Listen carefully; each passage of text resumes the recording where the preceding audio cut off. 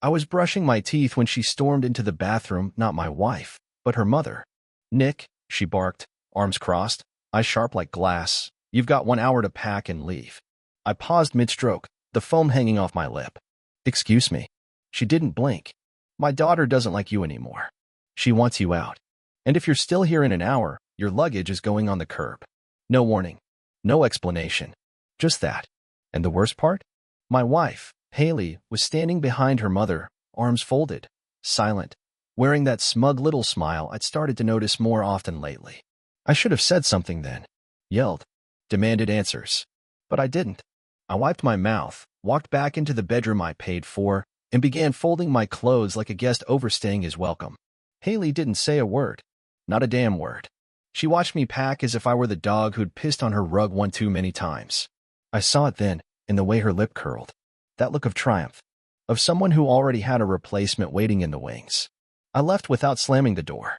My pride was too injured to even make a scene. But 1 week later, 7 days of silence and no contact, I got a call from her mother. "Nick," she snapped over the phone like I was some delinquent tenant. "Why haven't you paid the rent yet?" I froze, then laughed. Laughed so hard I had to put the phone down for a second. See, what she didn't know was this. The house wasn't hers. It wasn't Haley's either. It was mine. Bought in my name, paid off with my bonus the year before. And I'd never put her or Haley on the deed. When I picked up the phone again, I kept my voice cold. "Oh, the rent," I asked. "You mean my mortgage? On my house?" Silence. "I was wondering when you'd figure it out.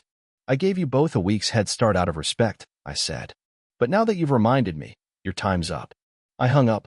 Then, I logged into my home security app, tapped 2 buttons, and watched through the camera as the locks clicked shut. From now on, every window and door required my thumbprint. And I made damn sure the power company knew whose name the utilities were under. 10 minutes later, the calls started again. Then the texts. Then Haley finally reached out. "Nick, wait. Can we talk?" No, we couldn't. But I was done being quiet. It was time to find out what the hell had really been going on behind my back. I didn't answer her message. Not right away. I let her squirm for a couple of hours, let the panic simmer. I knew Haley well enough to know that her silence during the eviction was planned, rehearsed even. That smug grin wasn't confusion, it was confidence. Like she thought she'd won something. But what, exactly? I called up my buddy Marcus that evening. He used to be a PI before he got bored of catching cheating spouses. I just said, "I need some answers," and he replied, "Haley?" "Yeah," I said. "I'll dig," he promised. "Give me 2 days." I didn't even have to wait that long. That night, I drove past the house. Not to do anything, just to look. My house. The one I'd painted. Fixed the plumbing in. Spent Sundays building a dam deck for. And now the lights were on in the bedroom, our bedroom, and the silhouette that passed in front of the blinds wasn't Haley. No, it was a man. Taller than me. Shirtless.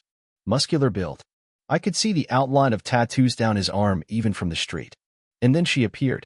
Wrapped in that same silk robe I bought her last Valentine's.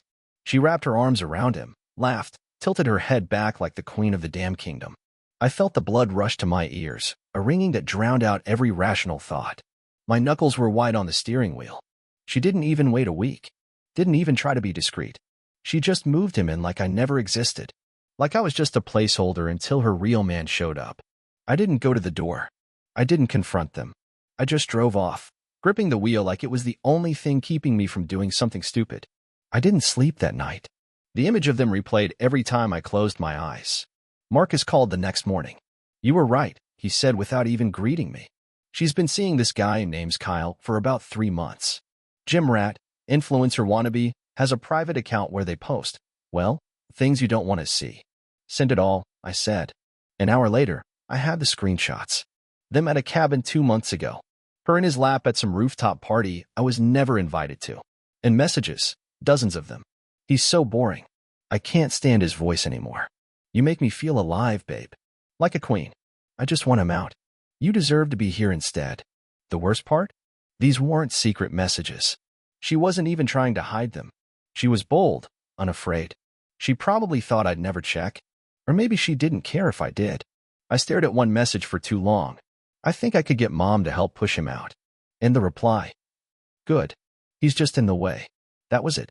That was the moment the last thread inside me snapped. It wasn't just cheating. It wasn't just disrespect. It was conspiracy. Betrayal with a bow on top. She'd planned this. She used her mother, used my kindness, and walked a stranger into my home like I was the disposable one. Like I was the parasite. I closed my laptop, cracked my knuckles, and took a deep breath. This wasn't going to end with me sulking in a cheap apartment. No. This was going to end on my terms. And she'd never see it coming. The next day, I met with a lawyer. Not just any lawyer, Elena Fisher. She's a quiet killer in a blazer, the kind of woman who smiles while tearing people apart in court. I showed her everything. The deed, the texts, the PI report. She didn't flinch. She just nodded, took notes, and said, "We're going to do this clean. You'll stay quiet until it's time. No emotional outbursts, no texts. Let her think she's safe." That was hard. Because every bone in my body screamed for confrontation. For shouting. For walking into that bedroom and flipping the entire place upside down. But I listened. And I waited. Meanwhile, Haley kept texting. First, casual. "Hey, just wondering if we could talk about the house stuff?" Then came the guilt trip phase. "You're acting really cold lately. I know we had our issues, but this is immature." And finally, the insults. "Grow up, Nick. You were never a man anyway." It didn't bother me as much as I thought it would. In fact, her rage confirmed something. I was finally pulling the rug out from under her, and she could feel it. But I wasn't done. Marcus found out Kyle had a record, petty stuff, mostly fights at bars, unpaid tickets, a failed restraining order filed by some ex. But that was enough for Elena to draft a little restraining clause in the property order, just in case. Then came the visit to the real estate office. Turns out, since Haley never signed anything, she had no stake in the property, and her mother had never been a legal resident. That meant what I was about to do was perfectly within my rights. I gave them 48 hours to vacate. A formal notice. Delivered with a smile. The screaming started that night. She showed up outside the temporary apartment I was renting. Banged on the door, yelling, crying, pleading. "Nick, you can't do this. Where am I supposed to go? This is my home too." I opened the door, just a crack. Looked her straight in the eyes. I said. "It was your home. Until you made other plans." She tried to grab my arm. "Okay, look, maybe I messed up, but we can figure this out. I'll tell Kyle to leave, okay? Let's just talk." I stepped back, not touching her. "You're 3 months too late, Haley." I closed the door. 2 days later, she and Kyle were standing outside the house with her mother, arguing with a locksmith and trying to figure out how they lost it all. I watched from a distance. I didn't need to speak. Everything had already been said, in her messages, in her smirks, in her silence while her mother kicked me out. I thought I'd feel satisfied. Instead, I felt hollow. Cold. I had spent years with that woman, given her my time, my loyalty, my dreams. And now I was watching her beg to be let back into a house she tried to steal from me. That's when I realized it wasn't the house she wanted. It was control. And now that she'd lost it, she had nothing left to offer but crocodile tears and manipulative apologies. I turned around. Walked away. She didn't follow. That night, the silence hit different. Not the kind that gnaws at your chest because you miss someone. No, this one was clean. Final. Like the last page of a book you should have stopped reading chapters ago. I sat in my half-furnished apartment, eating cheap takeout, scrolling through old photos I hadn't deleted yet. There she was, in one of them a Haley. Wrapped in my hoodie, sitting on my lap, pretending to be this sweet, playful girl who used to tell me, "You're the only one who makes me feel safe." Safe. She said that a lot. Now I realized what it really meant. It meant comfortable. Predictable. Someone she could walk all over and still expect rent to be paid on time. I deleted the album. Every photo. Every screenshot. Every stupid video from our beach trip where she'd held my hand like it meant something. Gone. The next morning, I got a message from her mother. "You humiliated my daughter. You should be ashamed." I didn't reply. I just blocked her. See, I used to think her mom was just overbearing, controlling, maybe a little old school. But the truth was uglier. She was training Haley, grooming her to be just like her, entitled, cold, transactional. And I was the idiot who walked right into the lion's den with flowers. Marcus called around noon. "Thought you might want to know, Kyle's out of the picture. He bailed last night. Left her crying on the porch, apparently." I should have felt triumphant. But all I felt was pity. Not for her. For myself. For the years I wasted trying to fix a woman who never wanted to be built right in the first place. That afternoon, I started writing out a list. Not for revenge. Not anymore. But for myself. Things I ignored. How she always hid her phone when I entered the room.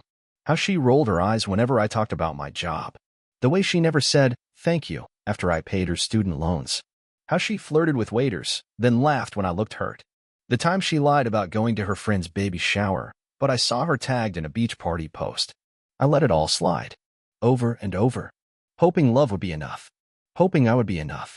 But love without respect is just self-harm. That evening, I called Elena and told her to move forward with the divorce. Make it fast.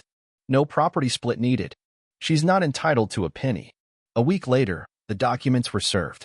She didn't even try to contest them. Just scribbled her name and sent them back. I didn't hear from her again for a while. Until one day, 2 months later, I walked into a coffee shop, and there she was, sitting alone. No makeup, no smug look. Just tired.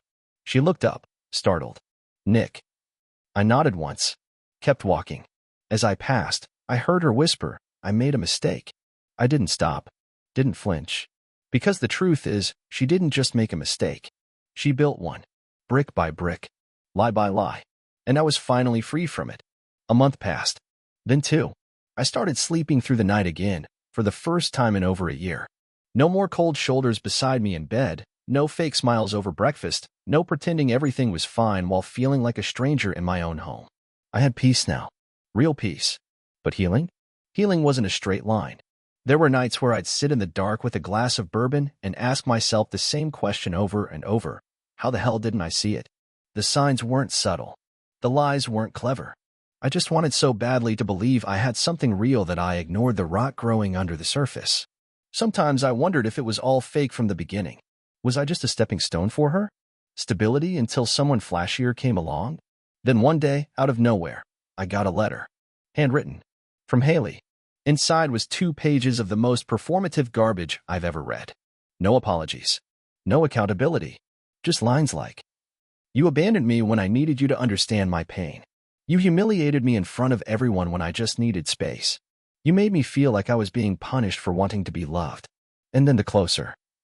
Maybe if you'd fought for us instead of the house, things would have ended differently. I didn't even finish it. I crumpled the letter and dropped it in the trash. She didn't miss me. She missed control. She missed the comfort of a man who gave everything and asked for nothing back. But I wasn't that man anymore. A week later, I ran into Marcus at the bar. He slid me his phone and said, check this out. It was a screenshot from Kyle's Instagram. He was back with one of his exes. The caption read, upgraded for real this time. Haley was nowhere in his feed anymore. Wiped clean. Erased like she never existed. Funny how karma always finds a way to come full circle. But I wasn't celebrating. Because the truth is, by the time karma shows up, you've already buried the pain, patched yourself together, and started walking again. That weekend, I took a trip. Drove 5 hours out to the mountains, just me and the silence. Left my phone off. Stared at the stars and remembered what it felt like to breathe without checking who was texting. I promised myself something that night. No more fixing broken people who break me in return. No more justifying cruelty with the word love. And never again would I confuse being needed for being wanted. I didn't need closure. I was the closure. 3 months after the divorce was finalized, I got a call from an unknown number. I don't usually answer those, but something told me to pick up. Nick? Her voice. Haley. I didn't say anything. Just let the silence hang there. I know you probably don't want to hear from me, she started, her tone softer than I'd ever heard it. But I saw your name on something in it. What do you want, Haley? I asked, flat. She paused. I messed up. That's not news. I know. I just thought maybe you'd listen. Just for a second. I leaned against the counter, heart steady. Why? So you can explain how sleeping with Kyle was your way of finding yourself? Or was it your mother's idea to throw me out like a dog? Her breath hitched. She told me you'd never forgive me. That you'd always hold it over me. She said I needed someone new, someone stronger. I laughed. Cold. And you believed her? I was stupid, she whispered. You were always there. Always good to me. I didn't see it until it was gone. Kyle was a mess. He hit me once. Left the next day. Not my problem, I said. She kept going. I lost everything. You were right. About the house. About the games I played. I thought I was winning, but I wasn't even in the game. I stayed silent. Not because I cared. but because I was watching a slow-motion collapse and I wanted her to hear the quiet on my end. I'm in therapy now, she said, trying to fix the parts of me that ruined what we had. You ruined yourself, Haley. I just got out of the way. Another pause. Then, do you think, someday, we could talk in person? Not to get back together, just to make peace. That was the first time I smiled during that entire call. Haley, you don't make peace with a tornado after it's destroyed your home. You rebuild. Elsewhere. Click. I ended the call. No rage. No heartbreak. Just peace. She'd had her chance. She had the keys, the map, and the whole damn car. And she drove it straight off a cliff while blaming the road. A week later, I started dating again. Slowly. Cautiously. With eyes wide open this time. The first woman I took out wasn't glamorous. No Instagram poses. No drama. She laughed at my dumb jokes and didn't flinch when I told her about the divorce. And for the first time in a long, long time, I didn't feel like I was waiting for someone to hurt me. I wasn't a broken man anymore. I was just a man who remembered who he was. 6 months after the fallout, I saw Haley one last time. Not planned. Not invited. She showed up at a mutual friend's wedding. Alone. I was standing near the bar, laughing with a few people from work, when I felt that familiar chill. You know that feeling when someone walks in and the air just thickens? That was her. She hadn't changed much, same fake confidence, same calculated smile. But there was something new in her eyes now, defeat. She spotted me. Our eyes met. She didn't look away. I raised my glass slightly. Not a toast. Just acknowledgement. That was all I had left for her. She approached. Nick. You look good. I know. That caught her off guard. The old me would have said something soft. Something like, you too. But not anymore. She hesitated, clutching her purse like a shield. I wasn't sure I should come. But I wanted to. I thought it might be good to. Just say something. Properly. I waited. Let her fill the silence. I've been rebuilding, she said. Everything fell apart after you left. I didn't realize how much you did for me, for us. I didn't appreciate it. You weaponized every kind thing I gave you, I replied calmly. That's not something you get to walk back with words. She blinked hard. I know. I'm not trying to win you back, Nick. I wanted you to see me trying. You want to be seen? I asked. Try looking in the mirror without rewriting the story. I started to walk away, but she touched my arm. Not forcefully. Just enough to try to hold on. Do you hate me? She asked, voice smaller than I'd ever heard it. I looked her dead in the eyes. No. You don't have that kind of power anymore. And that was it. I walked back to my table, and the DJ queued up some cheesy pop song. I laughed, lifted my drink, and toasted nothing in particular. There was no big moment. No dramatic closure. Just me, choosing not to look back. I never saw Haley again after that. But sometimes, when I catch myself second-guessing someone's intentions, I remember her. And I listen to that voice I used to ignore, the one that says, if it feels wrong, it probably is. I didn't become bitter. I became sharper, clearer, stronger. And I carry that with me now, not as a scar, but as armor. Because the worst thing she ever did wasn't cheating. It was making me doubt my worth. And the best thing I ever did was walking away before I lost myself trying to prove it. A year to the day after she had me thrown out of my own house, I stood on the balcony of a high-rise apartment I bought with my own money, sipping coffee as the sun came up over the skyline. Not a mansion. Not a trophy life. Just mine. Every inch of it earned, brick by brick, without needing to impress anyone. My phone buzzed. A message from Marcus. Heard she's back with her mom. Can't keep a job. Guess Kyle wasn't the plan after all. I didn't reply. Didn't even smirk. There was no satisfaction left in watching her crash. Only clarity. She wasn't my downfall. She was my lesson. And some lessons leave scars so deep you'll never forget them, but you'll never repeat them either. I thought about the man I used to be. The one who tiptoed around her moods. Who thought love meant endurance. Who believed that if he just gave a little more, she'd finally treat him like he mattered. That man is gone. Now, I'm someone who doesn't explain his worth. Who doesn't beg to be chosen. Who knows that peace and solitude beat chaos wrapped in silk. If you're reading this and you're in that kind of storm, if the person next to you makes you question yourself more than they make you feel seen, walk. Just walk. You'll bleed. Yeah. You'll break. But someday, when the dust settles, you'll realize. It wasn't the betrayal that defined you. It was the decision to never be betrayed again. So no, I don't hate her. I thank her. Because she taught me that sometimes, the worst thing that happens to you is the only way you finally become who you were always meant to be.